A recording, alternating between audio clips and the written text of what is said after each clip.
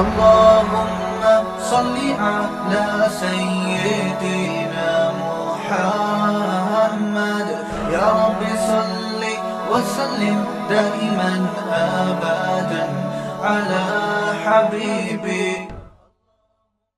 تو یہ جو جاہل لوگوں نے اور یہ اسلام کا اور عجیب سے چیز بنا دی ہے نا، ہمارے ایک جاننے والے ڈاکٹر ہیں، وہ کہتے ہیں میں نے سنا تھا کہ نافرمان کی روح بہت مشکل سے نکلتی ہے اور جو نیک لوگ ہوتے ہیں ان کی روح آسانی سے نکلتی ہے.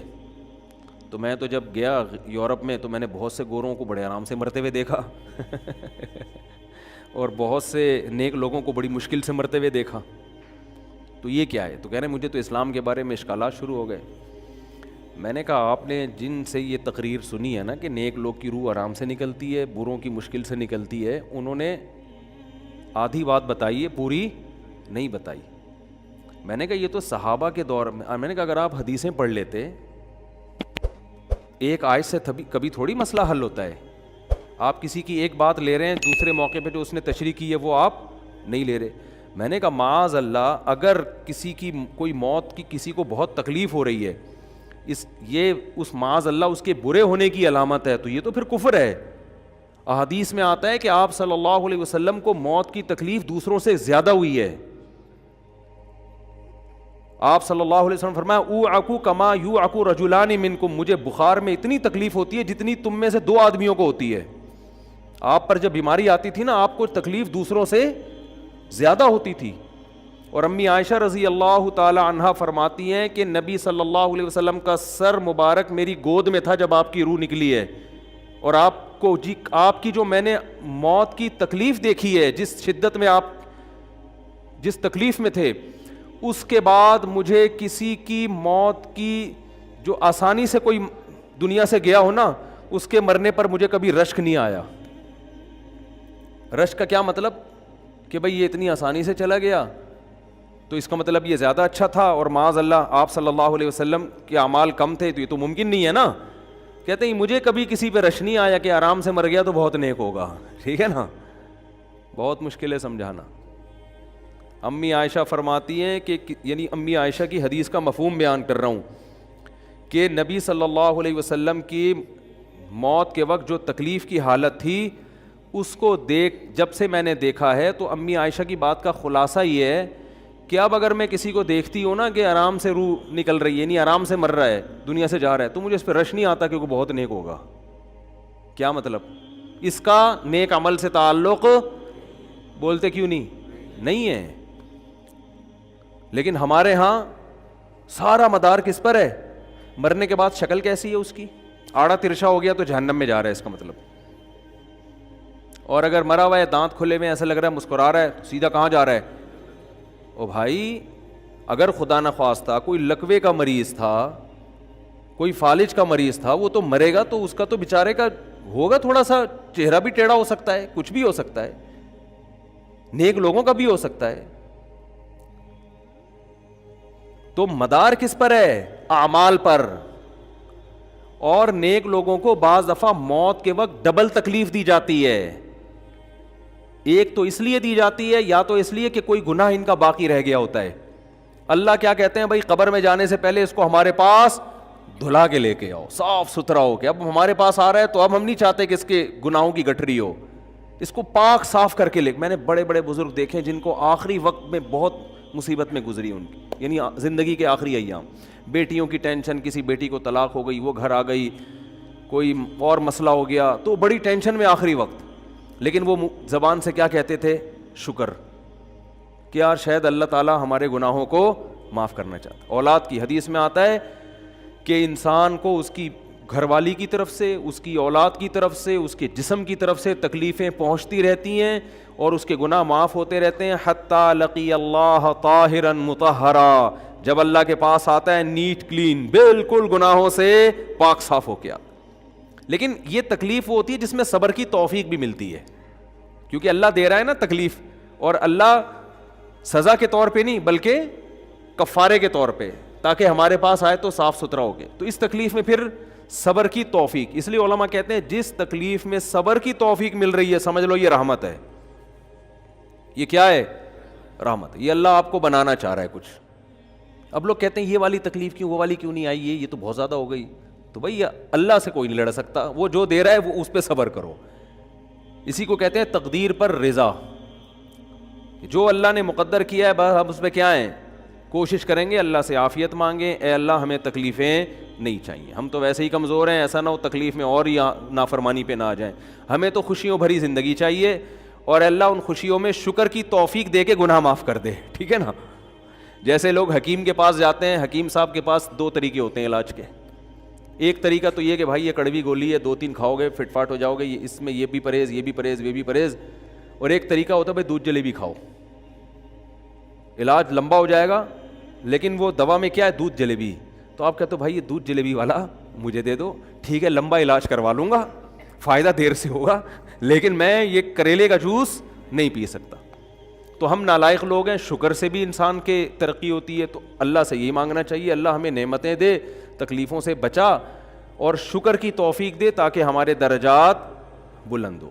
تو شکر کے بھی تو بڑے فضائل ہیں نا. تو مانگنے تو, کیونکہ عبدیت اور غلامی کا تقاضا یہ ہے کہ اللہ سے عافیت مانگی جائے, لیکن اللہ تکلیف دے دے تو اس پہ صبر.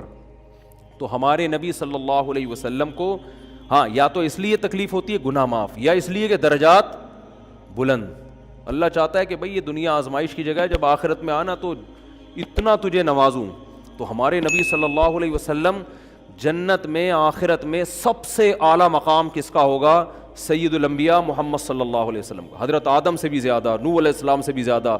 تو اللہ نے فرمایا کہ آپ کو پروٹوکول دینے کے لیے آخری جو اب آپ کا آخرت کا سفر ہے نا, اس میں مادی تکلیف آپ کو دوسروں سے زیادہ دی جائے گی. یہی وجہ ہے کہ حضرت فاطمہ رضی اللہ تعالی عنہ, آپ کی چہیتی بیٹی, جب انہوں نے آپ صلی اللہ علیہ وسلم کی اس تکلیف کو دیکھا نا, جو موت کے وقت تکلیف تھی اور جو بخار کی شدت تھی, واہ کرب ابتا, فرماتی تھی ہائے میرے والد کا کرب. بہت زیادہ غمزدہ ہو گئیں ان کو دیکھ کر کس قدر تکلیف میں ہے. تو آپ صلی اللہ علیہ وسلم نے فرمایا لا کرب علی ابیک بعد الیوم. کیسے تسلی کے جملے. اپنی بیٹی سے فرمایا ہے فاطمہ تیرے باپ پر آج کے بعد کوئی تکلیف, بولو لا کرب علی ابیک بعد الیوم. اس میں بھی آپ صبر کا پہلو تلاش کر رہے ہیں, شکر کا. بس یہ اللہ کی طرف سے آخری ہے, آج کے بعد اے میری بیٹی تیرے باپ پر کوئی تکلیف نہیں. اپنی بیٹی کو بھی تسلی دے رہے ہیں کہ غم ہلکا کر, بس یہ اللہ کی طرف سے آخری ہے, آج کے بعد کوئی تکلیف نہیں ہوگی. تو ہمارے ہاں وہ بیچارہ تکلیف سے جا رہا ہے, تو یار دیکھا آ گیا نا سامنے, لوگ کہنے یہ دیکھا, ہم تو کہتے تھے بندہ ہی 2 نمبر ہے, اب آ گیا نا. ٹھیک ہے نا, تو دیکھو کیسے مر رہا ہے. اور پیغمبروں کو تکلیف تو دی جاتی ہے, لیکن کوئی ایسا عیب نہیں ہوتا, ایسی بیماری نہیں ہوتی جو لوگوں میں معیوب سمجھی جاتی ہو. یہ نہیں ہوتا, کیونکہ پیغمبر اللہ کے قاصد ہیں, تو اللہ ان کو ہر لحاظ سے امت کو یہ بتانا چاہتے ہیں یہ میرے رسول ہیں, یہ میرے سفیر ہیں. تو کوئی بھی ایسی چیز جس کی وجہ سے لوگوں کو ان سے نفرت ہو, یا طبعی نفرت جو انسان کے اختیار میں نہیں ہوتی, تو اللہ ایسی بیماری اور ایسی تکلیف سے بچاتے ہیں ان کو. سمجھ میں آ رہی ہے بات. لیکن امتی کو ایسی تکلیف ہو سکتی ہے. یہ جو ختم نبوت کے علماء کہتے ہیں نا مرزا غلام احمد بیت الخلاء میں گر کے مر گیا, تو بعض لوگ کہتے ہیں وہ تو بیت الخلاء میں تو فلاں بزرگ کا بھی انتقال ہوا تھا, فلاں کا بھی. بزرگ کا ہو سکتا ہے, پیغمبر کا بیت الخلاء میں انتقال بولو نہیں ہو سکتا, کیونکہ پیغمبر کو اللہ ایسے عیب سے بچاتے ہیں جو انسانوں میں عیب سمجھے جاتے ہیں. تو پیغمبر کو ایسی بیماری نہیں ہوتی, جیسے اچھوت کی بیماری ہے کہ کوئی ہاتھ نہیں لگا سکتا اس کو, ایسی بیماری پیغمبروں کو نہیں ہوتی. کوڑ کی بیماری پیغمبروں کو نہیں ہوتی, کیونکہ ایسی بیماری جس سے لوگ گھن کھاتے ہیں, ایسی نہیں. لیکن امتی کو ہو سکتی ہے, امتی کو ایسی بیماری ہو سکتی ہے, اللہ اس کے درجات کیا کرے گا, بلند کرے گا اس سے.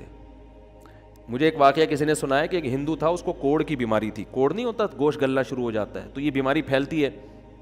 تو اس کے رشتہ داروں نے بالکل الگ کر دیا اس کو, وہیں سے کھانا پھینکتے ایسے کر کے. کہیں تبلیغی جماعت گئی, ان کو پتہ چلا, وہ بیٹھ گئے اس کے پاس جا کے, اس کو کھلا بھی رہے ہیں پلا بھی رہے ہیں. تو وہ بڑا متاثر ہوا, یار سب نے چھوڑ دیا اور مسلمان ہو کے, تبلیغ والے تو اکرام کا کوئی موقع الحمدللہ چھوڑتے نہیں ہیں. تو وہ مسلمان ہو گیا اور پھر اس کا انتقال ہو گیا تھوڑے دنوں میں. اب دیکھو اللہ نے جو اس کو کوڑ کی بیماری میں ڈالا, یہ بیماری اس کے لیے رحمت بن گئی کہ نہیں بن گئی؟ تو کفر کی حالت میں کوئی اچھا کام کیا ہوگا اس نے، اس کے بدلے میں اللہ نے اس کو کیا دے دیا؟ کوڑ کی بیماری۔ اب دنیا کہے گی یار عام کافر جو اچھے کام نہیں کرتے وہ تو فٹ فاٹ گھوم رہے ہیں، اور یہ تھوڑا بہت خیال کرتا تھا، اس کو اللہ نے کیا دے دیا؟ بھائی اس کو دیا اس لیے کہ اللہ کو پتہ ہے کہ جی کوڑ میں ہوگا تو تبلیغ والے آئیں گے، اس کی آؤ بھگت کریں گے، اور یہ کیا ہو جائے گا؟ اسلام میں داخل ہو جائے گا۔ تو اللہ کے کام ہے، یہ اللہ ہی بہتر جانتا ہے۔ تو بعض دفعہ اللہ تکلیف میں ڈالتے ہیں تاکہ آپ کے گناہ دھل جائیں۔ تو اس لیے موت کی جو تکلیف ہے نا، اچھا اور عین ممکن ہے کوئی بہت بڑا بدماش ہو، بڑے آرام سے مر جائے وہ، اور مرنے کے بعد ایسی خوبصورت اسکن ہو جائے اس کی، کیونکہ اسکن کی اچھے یا برے ہونے کا تعلق موسم سے ہے، جینے، ٹھیک ہے نا۔ جس کو برین ہیمریج ہوتا ہے تو چہرہ خراب ہوتا ہے، چاہے وہ نمازی ہو۔ میں نے ایسے پکے نمازیوں کو جن کی نماز کی حالت میں ڈیتھ ہوئی ہے، ان کو دیکھا موت کے بعد ان کا چہرہ کالا ہو گیا۔ یہ بری بات نہیں تھی، یہ کالا اس لیے ہو گیا کہ برین ہیمریج ہوا، رگ پھٹی ہے تو بلیڈنگ ہونا، اور ہارٹ اٹیک بھی ہوا پھر ان کو۔ تو ڈاکٹر کہہ رہے تھے ان کو جلدی دفناؤ کیونکہ یہ بہت جلدی ان کا جسم خراب ہو جائے گا۔ حالانکہ پھر میں نے خواب میں ان کو جنت میں بھی دیکھا صحیح ہے نا۔ تو خام خمانہ لوگوں نے یہ چیزیں بنائی ہوئی ہیں۔ تبھی میت کو چھپانے کا حکم ہے، کیونکہ اکرام کرنا ہے نا، تو چہرہ مرنے کے بعد بگڑنا شروع ہوتا ہے۔ یہ ہر ایک کا ہوگا، چاہے نیک ہو چاہے برا، تبھی تو حکم ہے کہ اس کو جلدی دفن کرو، کیونکہ اس کی توہین ہے اب لوگوں کے سامنے رکھنا۔ اور ہمارے یہاں کیا ہو رہا ہے، باقاعدہ مردوں کے ساتھ سیلفیاں چل رہی ہیں، ناک میں روئیاں ٹھوسی ہوئی ہیں، اور ویڈیو بن رہی ہے، اور زیارت ہو رہی ہے، لائن لگ لگ کے پبلک دیکھ کے جا رہی ہے۔ کیا جاہلانہ رسم ہے یار، کیا جاہلانہ۔ میت میں اور دلہن میں فرق ہونا چاہیے۔ دلہن کی منہ دکھائی ہوتی ہے، وہ محلے پڑوس کی عورتیں آتی ہیں، بھائی دلہن آئی ہے، بیوٹی پارلر سے کے دیکھ رہی ہیں، تو مردے اور دلہن میں اتنا تو فرق کرو، مردے کی بھی رونمائی ہو رہی ہے۔ تو یہ غلط رسم ہے۔ انتقال ہو گیا فوراً چہرے پہ کپڑا۔ ہاں جو اس کے بہت قریبی لوگ ہیں، قریبی لوگ ایسا ہوتے ہیں کہ اگر وہ بدبو آ بھی رہی ہو، چہرہ بگڑ بھی جائے، ان کو نفرت نہیں ہوتی۔ بیٹے کو اپنے باپ سے نفرت نہیں ہوگی، چاہے جیسا بھی ہو، چہرہ جیسا بھی بگڑ جائے، وہ کہے گا یار میرا اس کا رشتہ خوبصورتی کی بیس پہ تھوڑی ہے۔ لیکن اجنبی لوگ جب اس کو دیکھیں گے تو چہرے کے بارے میں تبصرے بھی کریں گے۔ اور ایک صاحب کا انتقال ہوا، میں نے کہا جلدی دفناؤ، چہرہ نہ دکھاؤ، تو انہوں نے کہا لوگ کہیں گے یار لگتا ہے کچھ چہرہ بگڑ گیا اس لیے چھپا رہے ہیں۔ میں نے کہا اب تو اور چھپانا چاہیے، اس لیے کہ جس کا بگڑ جائے اس کو تو چھپائیں گے تو پھر لوگ یقیناً کہیں گے بگڑا ہوا چہرہ ہے۔ تو اس رسم ہی کو ختم کر دینا چاہیے۔ انتقال ہوا فوراً چہرے پہ کپڑا۔ ہاں بیوی دیکھ سکتی ہے اپنے شوہر کو، یا بیٹے ہیں، یا اس طرح جو بھائی بہن ہیں قریبی، وہ دیکھ لیں، باقی پبلک سے چھپا کے اس کو فوراً کیا کرو، دفن۔ اب تو قبر میں جا کے بھی دکھا رہے ہوتے ہیں۔ یہ اجمیوں کی گندی رسم ہے، بری رسم ہے۔ گندی کا لفظ میں نے تھوڑا سا زیادہ سخت استعمال کیا، لیکن مجھے اس سے زیادہ ہلکا لگ نہیں رہا کوئی لفظ۔ عرب میں ایسا نہیں ہوتا۔ سعودی عرب میں جو ہے نا، عرب لوگ بہت سی چیزوں میں ابھی بھی اسلام کے بہت قریب ہیں، بڑے ہم لوگ چونکہ ہندوؤں کے ساتھ زیادہ رہے ہیں نا انڈیا میں، تو بہت سی چیزیں ہم نے وہاں سے کیا لی ہیں جو مذہبی لوگوں میں بھی آئی ہیں۔ عرب میں یہ سسٹم نہیں ملے گا آپ کو۔ عرب میں جب تک زندہ ہے احترام، ادب، تمیز، انتقال ہو گیا فوراً سے پہلے دفنایا، قبر پہ تختی بھی نہیں لگاتے۔ وہ جائز ہے تختی لگانا، لیکن وہ بھی نہیں لگاتے۔ کہہ رہے ہیں اب اس کو تختیوں کی ضرورت نہیں ہے، اب دعاؤں کی ضرورت ہے۔ دعائیں ہوتی رہتی ہیں ابا کے لیے، صدقات و خیرات کرتے ہیں، ایسا صدقے کرتے ہیں عرب کہ آپ کی سوچ ہوگی۔ ایسی سخاوت ہے عربوں میں، اپنے ابا کے لیے، اپنی اماں کے لیے دعائیں کرتے ہیں۔ وہ میں نے بتایا نا ایک واقعہ میں نے بہت پہلے سنایا تھا، جدہ میں کسی کے ہاں ٹھہرا ہوا تھا، سعودی عرب میں، پاکستانی تھے وہ کسی عرب کے ساتھ 30 سال سے ملازمت کر رہے تھے۔ عربوں کا نا آپ کو ایک پہلو دکھایا جاتا ہے میڈیا پہ، جو اچھا پہلو ہے وہ نہیں دکھایا جاتا، جو اسلام کی وجہ سے ان میں خوبی ہیں وہ نہیں دکھایا جاتا۔ تو ایک عرب شیخ تھا جس کی ہاں یہ ملازم، دوسرا عرب کا جو اصل کلچر آپ کو ملے گا گاؤں دیہاتوں میں، شہروں میں تو پتہ نہیں کون کون آگے آباد ہوا ہے، اس میں اچھے بھی ہیں برے بھی ہیں۔ تو کہہ رہے ہیں میں نے دیکھا کہ وہ ایک عرب شیخ اپنی فیکٹری سے نکلا، تو ایک بھکاری آیا، اس نے اللہ کے نام پہ کچھ مانگا، اس کے پاس پتہ نہیں تنخواہ بانٹنے نکل رہا تھا کیا نکل رہا تھا، اس کے پاس بہت سارے پیسے تھے ریال، تو اس نے اس کو بھکاری کو دے دیے۔ بھکاری کو جیسے دیے بھکاری نے، اچھا یہ عرب بھی 80 سال کا بڈھا، تو اس بھکاری نے اس کے عربی کے ماں باپ کو دعائیں دینا شروع کر دی دل سے نا، کوئی پاکستانی تھا ہوا بڑا ڈیڑھ ہوشیار، دعائیں دی, اللہ کہہ رہے تمہارے ابا کی مغفرت ہو جائے, اللہ کہہ رہے, تو وہ عرب کو اتنا اچھا لگا اس نے اور دے دیا. پھر وہ شروع ہو گیا, اللہ کرے تمہارے ابا وہ پھر اور دے دی. کہہ رہے ہیں اتنے پیسے اس بھکاری کو دے دیے. میں نے کہا یار یہ تو لاکھوں پتی بن گیا ہے, سارے پیسے ختم ہو گئے اس کے پاس, اور وہ گھنا دعائیں دیتا جا رہا ہے. وہ جو گھنا تھا نا وہ کیا کر رہا ہے, وہ بھی گھنا بن کے طبیعت سے دعائیں دے رہا ہے. وہ رونا بھی آ جاتا ہے پاکستانیوں کو, آپ کو پتہ ہے. تو کہہ رہے ہیں وہ چلا گیا, پیسے ختم ہو گئے. اس عربی نے کہا اگر یہ میرے پاس اور بھی پیسے ہوتے نا, یہ دعائیں دیتا رہتا, میں پیسے. بعض ایسے جذبات ہو جاتے ہیں نا انسان کے کہ اس کو لگتا ہے کہ شاید یہ دعا قبول ہو رہی ہے, بعض دفعہ ایسی کیفیات آ جاتی ہیں انسان کے اوپر. تو وہ پاکستانی تھے جنہوں نے مجھے واقعہ سنا, کہہ رہے ہیں یار ان کے اندر کوئی ان کے قریب رہے نا تو بعض چیزیں ان میں بڑی خاندانی. عربوں میں ماں باپ کا بہت احترام ہے, بہت. جتنے کسٹمر کے ساتھ بدتمیز ہوتے ہیں نا, باپ اور ماں کے ساتھ اتنے ہی اچھا سلوک کرتے ہیں.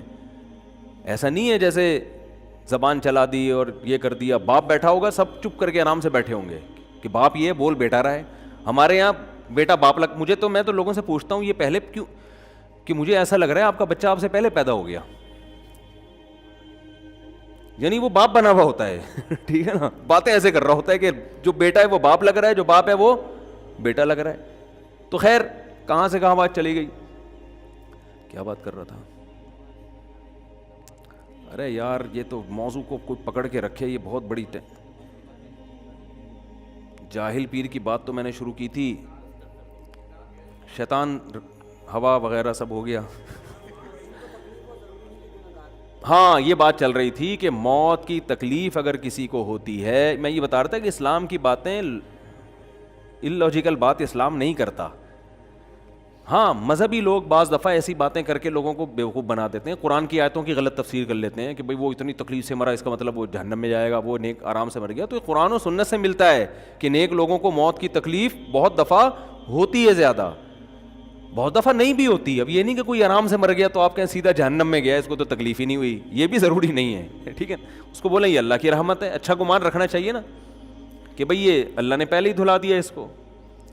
تو یہ جو موت کی تکلیف جس کو قرآن میں آتا ہے نا کہ برے لوگوں کو موت کی تکلیف ہوتی ہے, وہ روح نکلنے کی ہے, کہ جب عالم برزخ کی طرف روح جاتی ہے اور اس کو برزخ کی چیزیں نظر آنا شروع ہوتی ہیں تو پھر روح چاہتی نہیں ہے کہ میں جسم سے جدا ہوں, لیکن فرشتے اس کو کھینچ کے نکالتے ہیں. تو یہ عالم برزخ کی چیز ہے, اس کا اس مادی زندگی سے تعلق نہیں ہے. مادی زندگی میں تو کسی کے یہاں گولی مارو گے نا, ٹھا کر کے گئی نکل گئی مر گیا, اور کسی کو کیما بنا کے مارو گے تڑپا کے تو تڑپ کے مرے گا وہ. مادی زندگی میں کسی کو آگ میں پھینکو گے تو جل کے مرے گا, چاہے نیک آدمی ہو, اور کسی کی گردن اڑاؤ گے تلوار سے تو 1 منٹ میں کیا ہو گیا, ختم. لیکن جو اس کی روح نکل رہی ہے, خدا کے پاس جا رہی ہے, وہ منظر نافرمان کا بہت ہی بھیانک ہوتا ہے, اور نیک آدمی کی روح ایسے پرواز کرتی ہے, وہ اس کی تکلیف ہے. اور اس پہ میں ایک واقعہ بھی سنا چکا ہوں, دوبارہ نہیں سناؤں گا, کہ کیسے دنیا میں بھی اس کے مشاہدات ہوئے ہیں لوگوں کو, کہ کیسے ان کو آخرت کی چیزیں نظر آنا شروع ہو گئی ہیں اور وہ باتیں کر رہے ہیں, باقاعدہ بتا رہے ہیں فروح و ریحان و جنت نعیم. جو قرآن میں آتا ہے نا, فرشتے آتے ہیں اور اس کی روح قبض کرتے ہیں, تو وہ بعض دفعہ اللہ دنیا میں بھی دکھا دیتے ہیں.